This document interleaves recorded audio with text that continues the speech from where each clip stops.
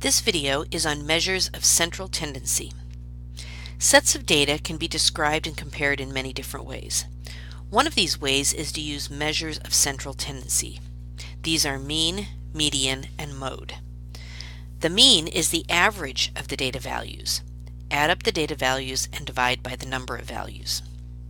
The median is the data value in the middle when the values are listed in numerical order.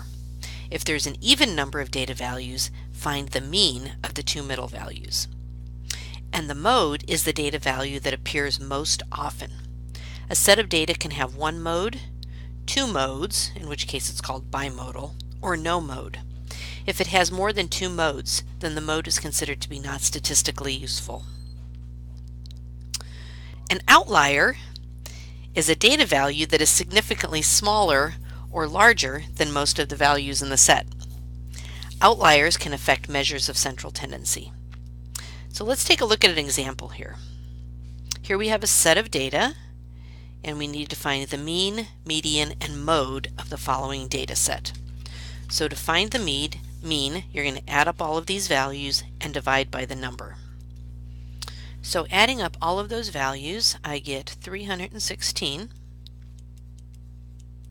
And dividing that by the number of values that I have, which is 11, I get that the mean is approximately equal to 28.7. Actually, I should write mean over here. Okay, the median is going to be the data value in the middle, and since I have 11 values, it's going to be the sixth one, so my median is 28. My mode is going to be the number that appears most often. In this case, I have 231, so my mode is going to be 31. So there's my mean, median, and mode for that set of data. Now, the outlier in this data appears to be, and remember, an outlier is any value that's extremely large or extremely small. In this case, I think my outlier is going to be 66.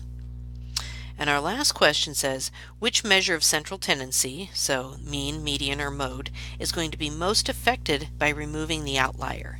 So if I were to take the outlier out of this set of data, what would that do to the mean, median, and mode?